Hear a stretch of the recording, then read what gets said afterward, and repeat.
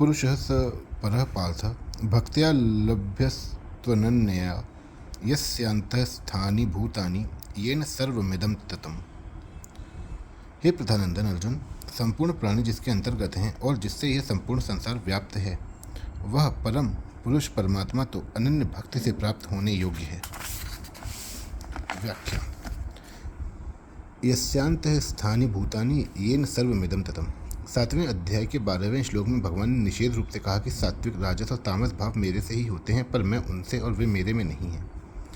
यहाँ भगवान विविध रूप से कहते हैं कि परमात्मा के अंतर्गत संपूर्ण प्राणी है और परमात्मा संपूर्ण संसार में परिपूर्ण है। इसी को भगवान ने 9वें अध्याय के 4, 5 और 6 श्लोक में विधि और निषेध दोनों रूपों से कहा है। तात्पर्य यह हुआ कि मेरे सिवाय किसी की भी स्वतंत्र सत्ता नहीं है। सब मेरे से ही उत्पन्न होते हैं, मेरे में ही स्थित रहते हैं और मेरे में ही लीन होते हैं, अतः सब कुछ मैं ही हुआ। वे परमात्मा सर्वोपरि होने पर भी सब में व्याप्त हैं, अर्थात वे परमात्मा सब जगह हैं, सब समय में हैं, संपूर्ण वस्तुओं में हैं, क्रियाओं में हैं, प्राणियों में हैं। जैसे सोने से बने हुए गहनों में पहले भी सोना ही था, गहना रूप बनने पर भी सोना ही रहा और गहने के नष्ट होने पर भी सोना ही रहेगा। परंतु सोने से बने गहनों के नाम, रूप, आकृति, उपयोग, तौल, मूल्य आदि पर दृष्टि रहने से सोने की तरफ दृष्टि नहीं जाती। ऐसे ही संसार के पहले भी परमात्मा थे, संसार रूप से भी परमात्मा ही हैं और संसार का अंत होने पर भी परमात्मा ही रहेंगे। परंतु संसार को 5 भौतिक ऊंच नीच, बड़ा छोटा, अनुकूल प्रतिकूल आदि मान लेने से परमात्मा की तरफ दृष्टि नहीं जाती। पुरुषः स परः पार्थ भक्त्या लभ्यस्त्वनन्यया। पूर्व श्लोकों में जिसको अव्यक्त, अक्षर, परम गति आदि नामों से कहा गया है, उसी को यहाँ पुरुषः स परः कहा गया है। ऐसा वह परम पुरुष परमात्मा अनन्य भक्ति से प्राप्त होता है। परमात्मा के सिवाय प्रकृति का यावन मात्र कार्य अन्य कहा जाता है। जो उस अन्य की स्वतंत्र सत्ता मानकर उसको आदर देता है, महत्व देता है, उसकी अनन्य भक्ति नहीं है। इससे परमात्मा की प्राप्ति में देरी लगती है। अगर वह परमात्मा के सिवाय किसी की भी सत्ता और महत्ता न माने तथा भगवान के नाते भगवान की प्रसन्नता के लिए प्रत्येक क्रिया करे, तो यह उसकी अनन्य भक्ति है। इसी अनन्य भक्ति से वह परम पुरुष परमात्मा को प्राप्त हो जाता है। परमात्मा के सिवाय किसी की भी सत्ता और महत्ता न माने, यह बात भी प्रकृति और प्रकृति के कार्य संसार को सत्ता देकर ही की जा सकती है। कारण कि मनुष्य के हृदय में एक परमात्मा है और एक संसार है, यह बात जंची हुई है। वास्तव में तो सब देश, काल, वस्तु, व्यक्ति, घटना आदि के रूप में एक परमात्मा तत्व ही है। जैसे बर्फ, ओला, बादल, बूंदे, कोहरा, ओस, नदी, तालाब, समुद्र आदि के रूप में जल ही है, ऐसे ही स्थूल सूक्ष्म कारण रूप से जो कुछ संसार दिखता है, वह सब केवल परमात्मा तत्व ही है।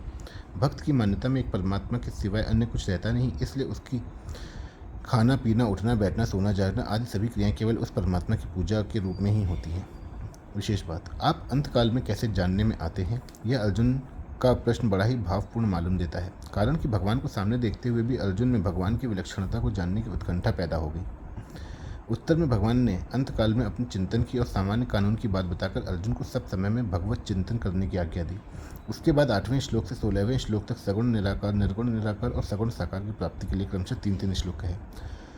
उनमें भी सगुण निराकार और निर्गुण निराकार की प्राप्ति कर प्राणों को रोकने की बात साथ में होने से कठिनता बताई और सगुण साकार की उपासना में भगवान का आश्रय लेकर उनका चिंतन करने की बात होने से सगुण साकार की प्राप्ति में बहुत सुगमता बताई। 16वें श्लोक के बाद सगुण साकार स्वरूप की विशेष महिमा बताने के लिए भगवान ने 6 श्लोक कहे। उनमें भी पहले के 3 श्लोकों में ब्रह्मा जी की और उनके ब्रह्मलोक की अवधि बताई और आगे के 3 श्लोकों में ब्रह्मा जी और उनके ब्रह्मलोक से अपनी और अपने लोक की विलक्षणता बताई। तात्पर्य है कि ब्रह्मा जी के सूक्ष्म शरीर से भी मेरा स्वरूप विलक्षण है। उपासनाओं की जितनी गतियाँ हैं, वे सब मेरे स्वरूप के अंतर्गत आ जाती हैं। ऐसा वह मेरा सर्वोपरि स्वरूप केवल मेरे परायण होने से अर्थात अनन्य भक्ति से प्राप्त हो जाता है। मेरा स्वरूप प्राप्त होने पर फिर साधक की न तो अन्य स्वरूपों की तरफ वृत्ति जाती है और न उनकी आवश्यकता ही रहती है। उसकी वृत्ति केवल मेरे स्वरूप की तरफ ही रहती है। इस प्रकार ब्रह्मा जी के लोक से मेरा लोक विलक्षण है, ब्रह्मा जी के स्वरूप से मेरा लोक विलक्षण है और ब्रह्म लोक की गति से मेरे लोक की गति विलक्षण है। तात्पर्य है कि सब प्राणियों का अंतिम ध्येय मैं ही हूँ और सब मेरे ही अंतर्गत है। परिशिष्ट भाव, भक्ति को अनन्य कहने का तात्पर्य है कि भक्ति के साथ थोड़ा भी जड़ता का अंश, अहम का संस्कार, अपने मत का संस्कार ना रहे, अर्थात किसी भी तरफ किंचन मात्र भी खिंचाव ना रहे, सब कुछ भगवान ही है, ऐसा अनुभव करना अनन्य भक्ति है। सुख की वासना तो एक ही है, पर सुख सामग्री की तारतम्यता अनेक लोकों में है। ब्रह्मलोक तक का सुख भी आकृष्ट न करें, यहाँ तक कि अपनी स्वाधीनता का सुख भी संतुष्ट न कर सके, तब भक्ति प्राप्त होती है। 7वें अध्याय में भगवान ने कहा था, मत्तः परतरम नान्य किंचिदस्ति। उसी बात को यहाँ यस्यांतः स्थानी भूतानि येन सर्वमिदं ततं पदों से कहा है। इसी को आगे 9वें अध्याय के चौथे 5वें श्लोक में विस्तार से कहेंगे। इन सबका तात्पर्य है कि एक भगवान के सिवाय कुछ भी नहीं है, अर्थात सब कुछ भगवान ही है।